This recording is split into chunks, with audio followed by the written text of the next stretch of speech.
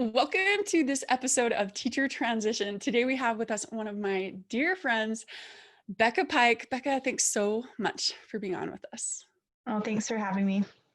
You guys, Becca Pike is a really great friend. Maybe you have people in your life and they would glow in the dark. She's a glower. She is just one of those influences that you just want to be around them. She's absolutely one of those. So Becca loves education, and I don't want to take too much of her story, but she studied elementary ed. She worked with pre-K and elementary during her undergrad. During her master's, she also taught teachers while she was at the university level. But she also knew that the public ed sector and setting wasn't really what was of interest to her. And so she's navigated her career path in some unique and just amazing ways. And so I'm so excited to have you on and share your story with us, Becca. Thanks, Sally. Thanks. And it kind of goes all over the place. So excellent. I think that's reassuring for teachers to hear, because sometimes as teachers, we're such planners, and we're used to like a year plan, a scope and sequence in every semester, and it's like, we don't want things to be messy. We want to plan in a path. And so it's nice to hear that it's not all predetermined, Oh yeah. Yes. Mine was very messy. So, but I've learned a lot, and actually the messiness of it has helped to give me more skills in the, in areas that I wouldn't have anticipated that I needed them. So do you want me to kind of share my story from when I started going to BYU and on from there? That'd be perfect. You bet. Okay. And we'll highlight maybe some of the roles, responsibilities, like jobs and kind of mindset along the way. I know for a lot of teachers, it can feel like, I'm a teacher, this is my job, like this is a career, I go until retirement. And then sometimes there's a different mindset of like, actually the career path is an adventure, in each location. Anyway, we'd love to hear your path. So thanks. Okay, perfect. So, and I'll give you a pretty high level description of it. So if you want more details, then just let me know. Sounds great. But growing up, I just loved school, and I still do. I think one of the things I love most about teaching is that I get to learn at the same time, and I love watching other people learn too. I think there's just great value in it. It's where everything starts. So I've always had a passion for teaching and learning. And in fact, my dad's a teacher. He teaches at BYU. And so teaching has just always been part of my family, and something that's really emphasized it was something that was emphasized a lot when I was growing up, is being a learner. And so when I got to college, I was like, I love learning so many different subjects, and I really enjoy teaching. So elementary ed seemed like a very good fit for me. And it's not something that I regret at all. I did elementary ed and early childhood, both of those. And the early childhood really had a little bit more of the science and learning how somebody learns, what's a developmentally appropriate practice, at least the way that my program was split up. And then the elementary education gave me more of the tools. And it did go into some of that stuff and the psychology behind learning a little bit, but not as much of the physical development and whatnot. So the experience, it was interesting to be in that program at the same time as teaching at the Missionary Training Center for my faith. And the approaches were somewhat different, at least what my experience was. And I've also learned everybody has very different experiences. Let me pause for 1 second to give some people some context. So like Becca mentioned, she's during her undergrad, she's learning about teaching, like the science, pedagogy, methods. And at the same time, while in school, she had a job at what's called a missionary training center. So she's teaching people that are like 18 through 20-ish. So she's learning about the psychology and the methods of instruction while teaching, like for kindergartners, for elementary, while teaching an older demographic. So what a great mix of age span and of theory. That's awesome. Yeah. Thank you for explaining that background, Ellie. So it really was giving me a fairly broad context for teaching and how do you really reach somebody. And there were also different approaches for how they gave feedback and all those types of things, which was very valuable to me in the future, because the way I received feedback as an elementary ed major was very focused on the CPAS. I think most people will probably be familiar with that, but just the are you able to demonstrate these skills in a teaching situation? And with the older demographic in the missionary training center, it was much more, what can you tell me about your learner? Where are they at? What did they learn? So the approach was fairly different. And I liked the approach of asking, tell me about your learner and where they're at. How are you helping them? What tools are you going to use? Going at it from that approach versus solely the tools. And, but it took me a while to recognize there's some value to asking about the tools too. But what it did for me is the learner became the most important part of anything to do with teaching. And so that's still something that in anything that I do, it's like, well, who's the person behind this? What do they need? Why are we even learning this? To what end? So very purpose driven. And I'm going to pause you over time. Yeah. Because what you're describing, for those who are in our instructional design course, they're familiar with a needs analysis. And so knowing the audience and the needs and the objectives, perfect. Excellent. Thank you for sharing that. Yeah. Yeah. And in fact, that's partially why I got interested in instructional design. So after I graduated, I recognized that being in the classroom in that type of setting, I recognized I love teaching, and I really enjoy teaching kids too.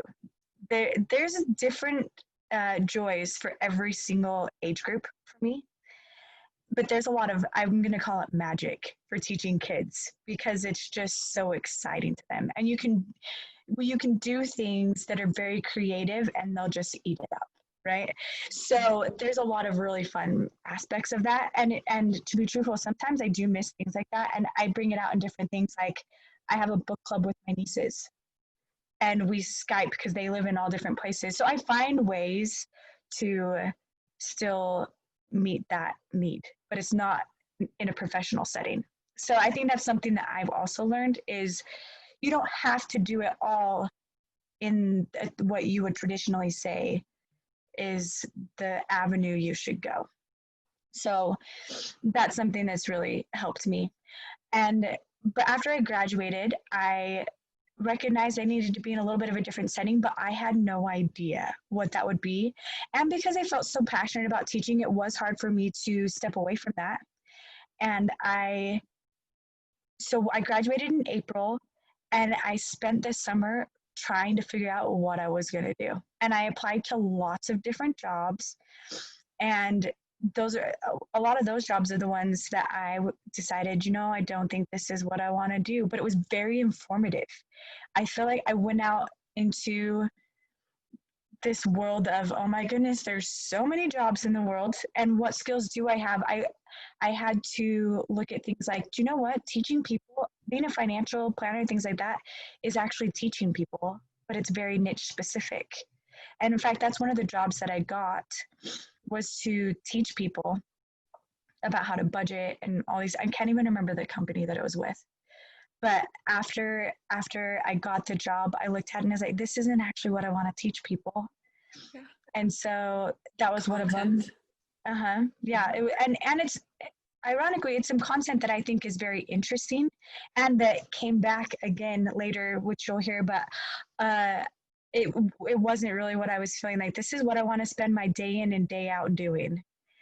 And so there were several jobs like that, and I didn't have a job. I remember I'd budgeted out my money. I was like, I don't have a job and I still don't know exactly what I want to do. It was a somewhat stressful time. At the same time, it was a time period where it was kind of exciting, where it's like, well, what am I going to do? And so I had a friend who worked in elementary school. And so she knew that I needed to find something while I was looking. And so I ended up working at her school teaching fourth grade whole math, which I love teaching math. And that was very fun for me. Oh, good. And then also going in and helping tutor younger kids. And it was a part-time job. And I enjoyed being in the schools for that experience too. And when I was doing my undergrad, I had experiences in a 5th, 6th combined, a 3rd grade, 1st grade, and pre-K. So that was kind of all over the board as well. And so it gave me some taste, but I never had my own classroom. And so that was something that I always thought, I was like, that would be so interesting, because then I would be setting all of the guidelines and working through this rather than trying to work in somebody else's. That was something that I learned later. I was like, oh, we don't all have the same style for how we approach things, and that's okay too. And in fact, it's valuable. And the reason I share that is because that also has become valuable later as I've been helping teachers to teach, is, well, what is beneficial to you? What's helpful? And also at the same time, back to the learner, what's helpful to them. It might not be what is necessarily comfortable to you or the first thing you would go to, but it is what they need. That's so So good. you have to be flexible in your approach, right? And so after that, I didn't. The full-time job I got was back in an office that I'd previously worked in my undergrad, which I said I was never going to go back. But then they created a new position, and it was a good opportunity. And I was like, okay, this doesn't make a ton of sense, but it looks like a good opportunity.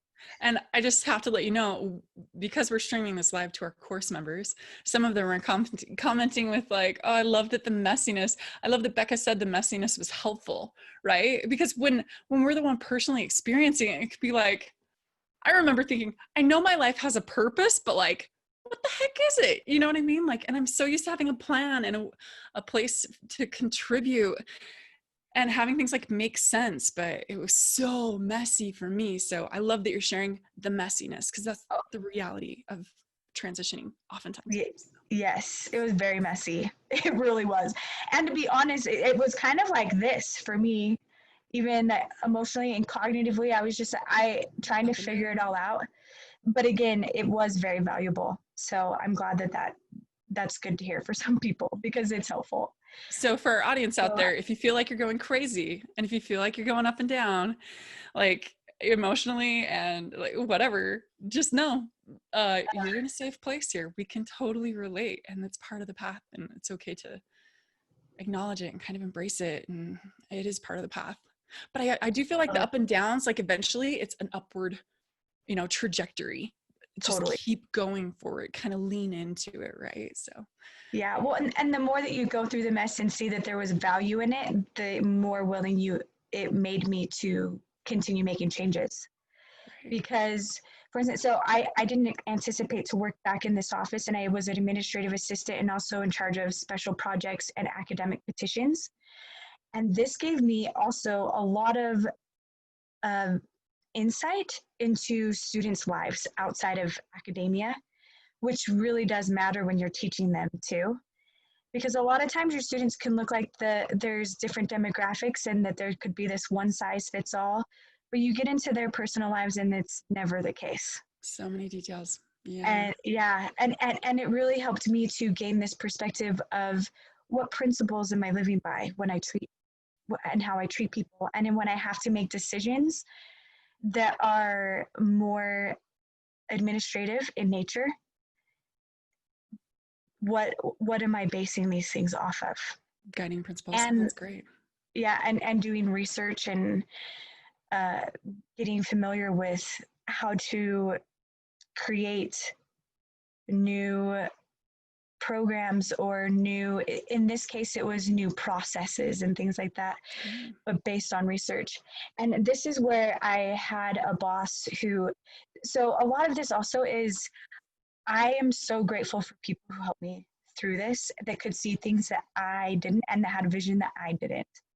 Because my boss sat me down one day and he said, Becca, we need to get something clear. So I'm so grateful that you're here, but this is not your end. This is not your end all be all. And I know it, because he was the registrar of the university. And he just said, there's a lot of gifts that you have that need to be going places. So what can I do to help develop you? Which, That's amazing to have like yeah, a mentor and a leader like that. That's so good. yeah. If So, anyone out there has a principal that's like that, mad props to them. Because I think a lot of teachers feel like, no, no, no, like they want me here, they want me to stay, they just need someone in the position that knows what they're doing and they don't have to train someone else. But when you have people in your life who help you see like this isn't your end game, like, you know, or your end goal, gosh, that's monumental. I love that you had a figure like that. Was he also the one who had done a degree in what you went into? no, so he had done a master's of public administration, but one of the assistant registrars had been the one who did instructional psychology and technology, and I ended up working for him too. So part of this was I ended up having I had a number of different people that I reported to, and other people that then students began reporting to me. So that was also good exposure to managing people, and that there is a lot of this is that teaching teaches you about people, and managing is actually teaching people. A lot of it is how to do something new and finding out where they're at. Okay, well, tell me, what do you understand? And what is hard for you? How can we help you? That's so great. So that was beneficial, and I started noticing that first of all, so the registrar who I told you I had that conversation with, he started doing things like saying, Becca, this is how you create a case study. And he gave me a book to read and a project that would involve something like that using these skills. And then we needed to create a new database system for our petitions. And so they said, well, Becca, will you go take this class on how to create that? And my boss could have done it on his own. Now, looking back, I look at it and I think, you had all of the skill set and it would have been so much faster. But they sent me through to go learn how to do it. So, what I'm expressing here is I'm so grateful for people who care more about developing a person and look at the timeline of where what projects are important. I mean, this is also project management that I was watching them handle, right? So they were building people and getting their projects done. So I learned a little bit more about database systems, because for me, technology in the past, I would always tell people I am not a tech person. I'm not a tech person. And you know what? It's still not, I would say technology is still not something that I would say is my natural element, but I've learned a lot about it and learned to appreciate it, and learned how the tools can be beneficial.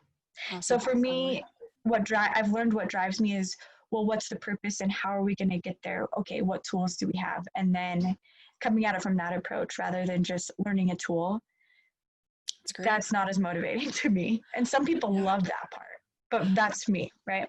Now, I can kind of see with everything that you're mentioning, like for those that are listening, a lot of what Becca's mentioning is kind of theory, right? With I need to know this about my learners. I need to know what the end goals are. I need to, you know, what's going to be best for teaching them and instructing them. We can see that she loves instructional psychology. She loves instructional methods. And Becca, for a lot of our audience that is in classrooms with textbooks, with students doing behavior management and things like that, they, you know, and those who are trying to make a transition, some of the things that are really helpful for them are seeing kind of like milestones or hearing kind of suggestions or like, what did you do next? Or what did you do next? And so can you tell us, like, I know that you chose to do your master's program, and Becca's master's is in instructional design. Her program is called Instructional Psychology and Technology. A lot of universities title that differently. Those who are in our instructional design course haven't done a master's in that, at least so far. That's not true. Some people in our course have done a master's in it, but they felt like it gave them no idea of what instructional designers actually do. And there's some of the first friends, like their first teachers that reached out and they're like, I finished this master's and I still have no idea what the job is like.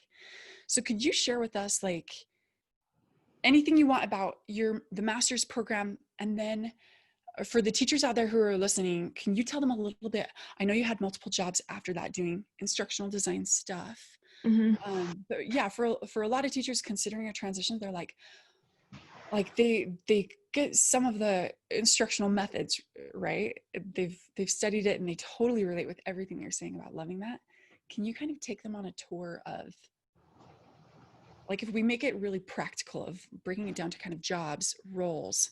I liked it because of this, I didn't like it because of that, so that they can kind of find their footing, or what they Let me might make like also. so for my program in particular, and then where it went from there. That'd be awesome. Okay, yes.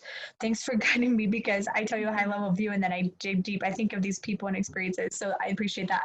You're great. And I Um, love hearing how much I'm so like you, where I'm like, I love the instructional, like the psychology and the methods behind it. Completely relate. Yeah. well, I guess all that's to say that is to help me to start to recognize what I really enjoyed. Right.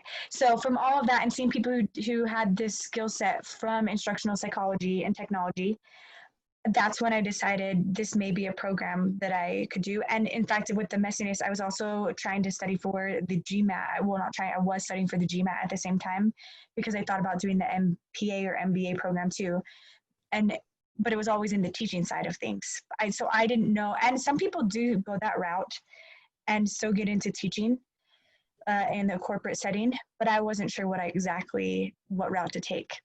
So, long story short, I ended up deciding to do the instructional psychology and technology program. And the program went through a lot, like you're saying, Allie, of learning theory. How do people learn? What are the different approaches? What are your assumptions when you approach a learner how they learn? And it helped me to think through things like, well, children need more. You're helping to give them context. Adults have a lot of context, but they may need a little disruption into what their perception of their context is, so that they make a little bit more space to learn something new. So it taught me a lot of those things, and it also taught me how do you utilize a tool to create a new learning experience, and it can be in a lot of different settings. So some of the different jobs and experiences that I had in the program were teaching elementary ed majors. So for the full 2 years I was in the program, I taught them how to utilize technology in their classroom appropriately. So this isn't a crutch, or this isn't just to replace what we were already doing without the technology, but how do you actually enhance an experience? Can you take somebody somewhere else in the world through Google Earth that they would have seen otherwise? And then how do you create a new experience for them and bring in new thoughts? And so that type of thing, or how do you help them to collaborate using Google Docs in an elementary ed classroom? What do you need to do? Because it's different than if you just gave them a piece of paper and they're writing on it. You need to, it's little things like go through and say, okay, so and so start writing here, so and so start writing here, but you can all see it, but you're not going to start overlapping. So just little tools like that help them to see this is going to help your students, and to help them learn technology, because so many jobs are going that way, right?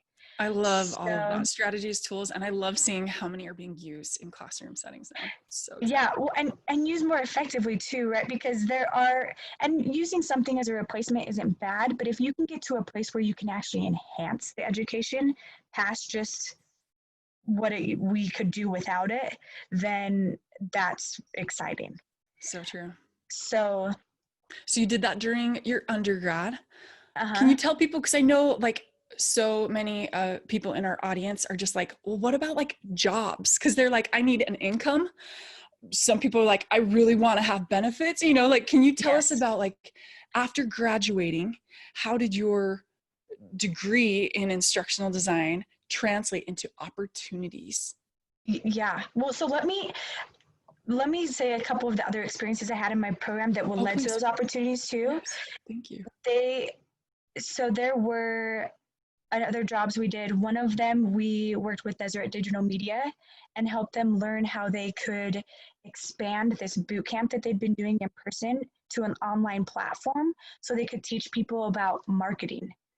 because there's somebody in their industry that was doing it very, very well, but they're like, we need to scale this. A lot of it's about scalability. But you can't just transfer, as I'm sure many people are learning right now, we're doing more online. You can't just transfer the exact same thing you do in person to online. So what does that look like?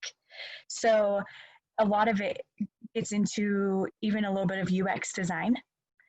And UX, for those who are unfamiliar with that, is user experience. And what Becca's talking about, like the art and science and skill and job of translating a live learning experience into an online experience, that is done by instructional designers. So if that's what you love, instructional designer is the path for you.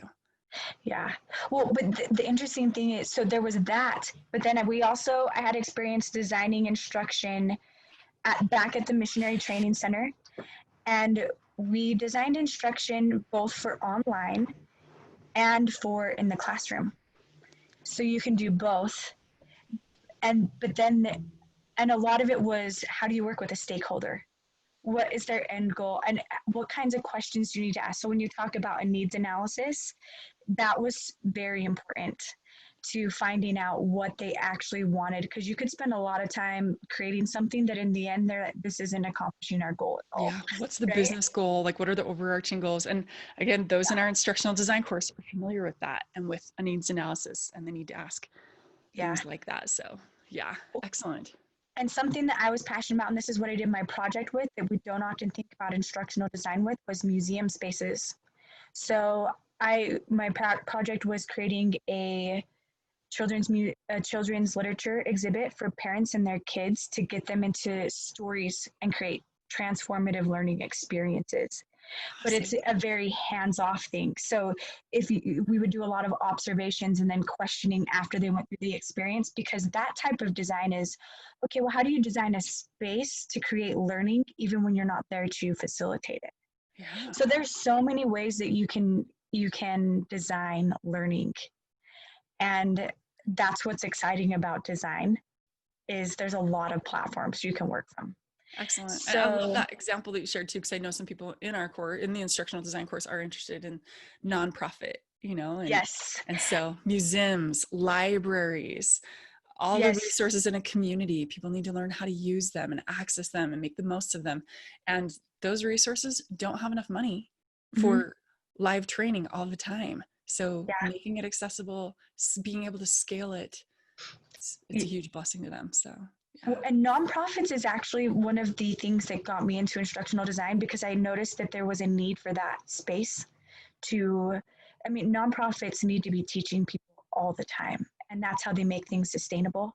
And so for part of our program, we also went to over to the UK and did a social entrepreneurship program, which also broadened my perspective on, okay, well, how can instructional design be created in these spaces to make things sustainable?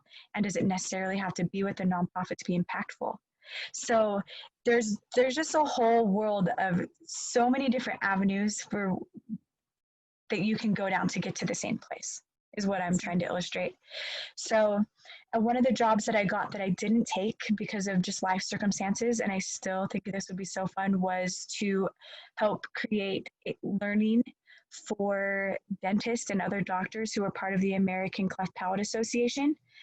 And so they needed an instructional designer to help them figure out, how do we teach our medical staff?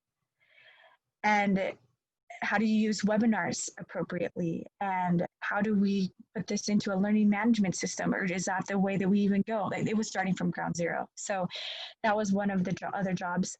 And then after I graduated, though, I ended up working for a college of computer science.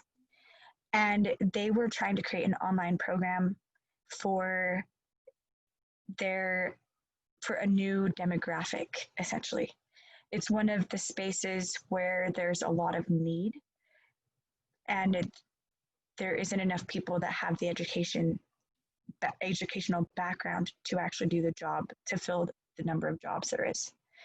So that was fascinating because we use a lot of video.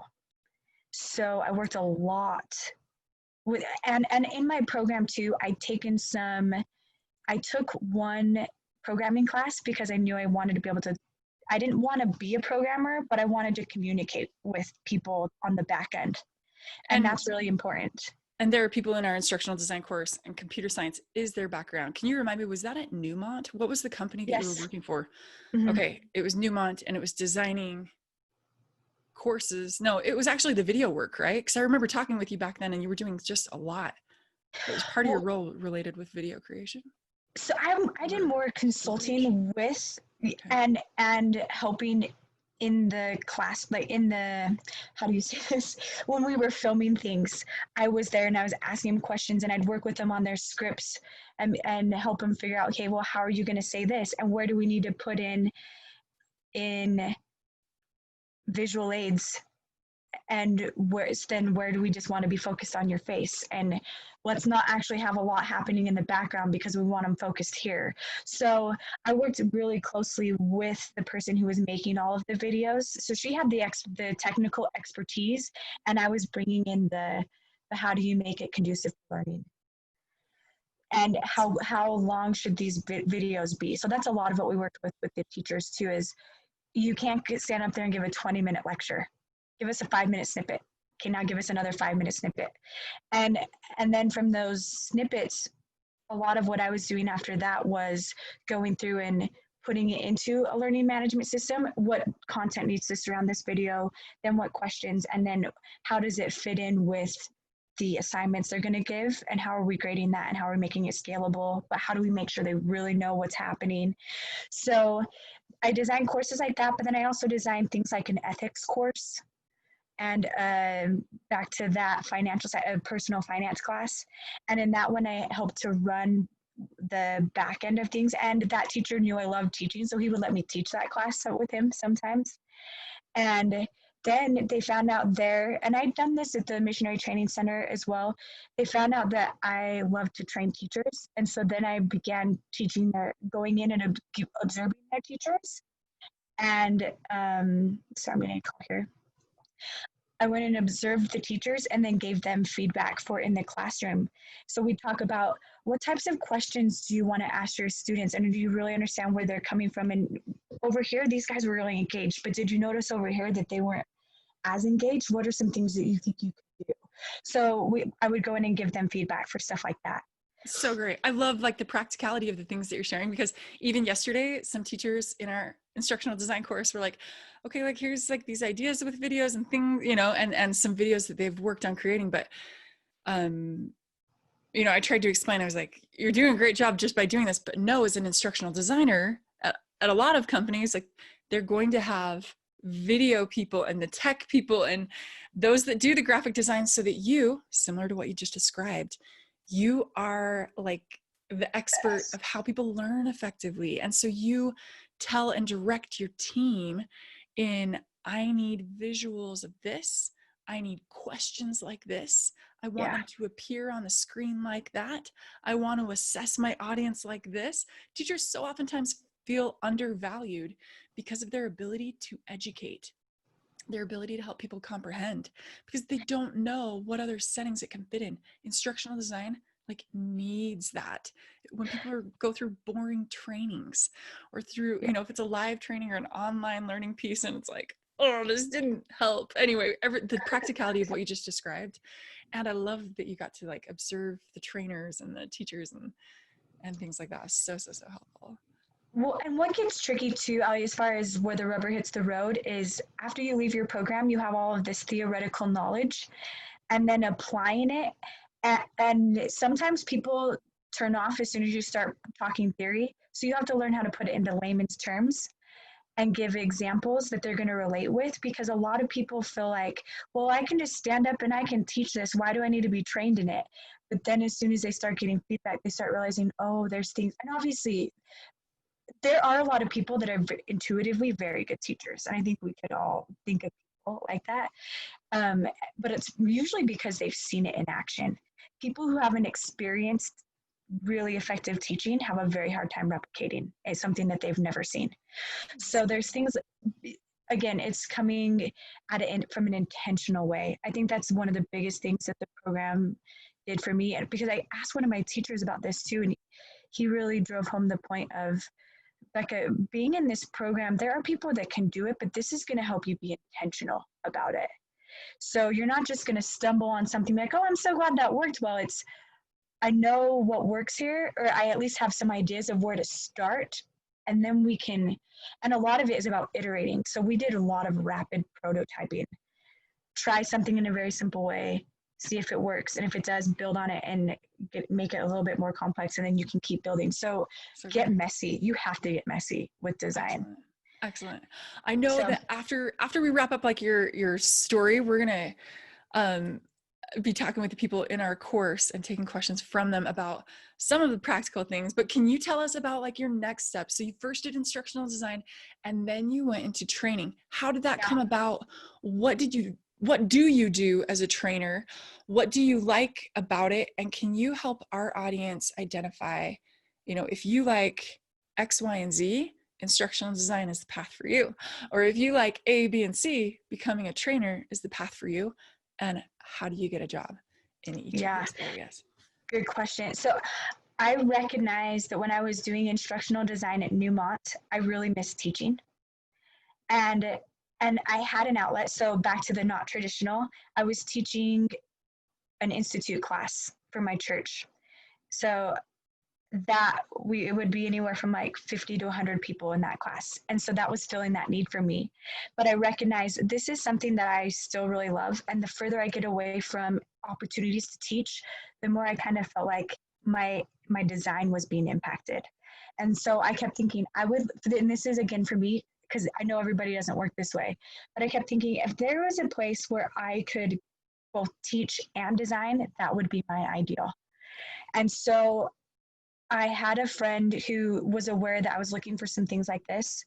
And so she reached out to me and she said, Becca, we need somebody to come into our corporation and train on classes. And I wasn't hired to do as much design, but there have been design opportunities. I do more program design, but it's also to train their instructors. So she said, we have a lot of instructors that we've hired that haven't had a lot of background in it. So will you teach them how to teach and go in and give them feedback? So now this is my current job. And part of this is that corporations also change their direction, at least mine does right now, frequently. And you have to be flexible. And this has happened at every job. You go and present something, you put your whole heart and soul in, and they're like, it's not exactly what we want.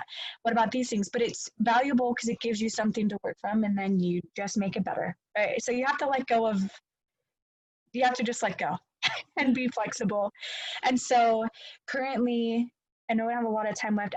That's what I spend my time doing though, is training on courses on things like Covey's 7 Habits, and then designing a program for all of the employees for learning that content. And right now, a big part is learning transfer, because they take a class, but then what happens to it after that? Okay, so let me pause for a second. So for those who are unfamiliar with it, if you've heard of something called 7 Habits of Highly Effective People by Stephen Covey, the company's called Franklin Covey, and it basically is teaching people kind of, I don't want to say how to be better people, but how to be more effective soft skills, all categories of life, soft skills, right? Yeah, excellent. Yeah. And so I know a lot of teachers love like people and concepts of the heart and character and things like this. So the role that you're in would appeal to so many people. But you're saying you not only train on that, you are ensuring that all of the employees there have training facilitated for them. Yeah, yes. So it's helping the instructors to learn how to do it more effectively. But now, so we're restructuring. So now I'm also in charge of this group called the delivery group, and it has a lot of different arms. So it has coaching, where it's one-on-one learning, the classroom learning, experiential learning, where they go through like a ropes course or something and learn in that way. And then there's also an arm that's more like independent learning, where they can go to we call them labs, and they have time set apart where they can go and look at content from worksheets and other things that we have, and how do they actually apply it. So it's coming at it from a lot of different ways. And right now the design is more, okay, how do we bring together all these different types of learning so that it actually creates change in somebody. So they Great. don't just learn something, they become something. So that's a Excellent. lot of what I spend my time doing. Excellent. So Okay. there's your long story, Allie. Excellent. What a career. I mean, what a path, right? I love that you had a lot of self-awareness, even right out of undergrad, that while you appreciated things about the public ed setting, it wasn't a place where you were going to personally thrive and where your interests and your gifts and your skills and your wants were going to take you. I love the messiness of the path. I mean, as much as I don't Oh my love experiencing the messiness of the path, I love just the honesty that you shared of like, it was applying to different things and working in an office and going back to a job that you had previously where you didn't really want to be or go back to necessarily, but the people in your path were guides and mentors. And gosh, I'm so grateful for the people in my life that are that. But so just many. hearing, the steps that you've taken and the roles that you've had, and that some of them came through like networking and friends and things that you've mentioned, I know is helpful for everyone. So Yeah. we are going to wrap up this episode. Well, actually, will you just share some final, I know you submitted some things as far as tips for transitioning teachers. Do you want to share those, or do you want me to share those? I'm trying to remember what I wrote for you, Allie. I've got it right here. Okay, guys, here are Becca's Yeah. 2 tips for transitioning teachers. 1, what gifts do you have that you feel could impact the world around you for the better? And number 2, what are you passionate about? And how can you direct those passions into a career? You can get creative, right? And so, yeah, I love the advice that you shared, just the reality and the messiness of the path, but showing how teachers, with their knowledge of methods of instruction and how people learn effectively, can translate into different companies and different roles and different age groups as an instructional designer, as a trainer, and that one helps with the others. So awesome. Okay. Yeah. Becca, thank you so much. Thank And you. in our course, she's going to be sharing more about how to actually get the jobs, what a day in the life of an instructional designer in her former role looked like, and just any tips and answering questions of those in our course. So thanks for being with us. Awesome. Thanks, Allie.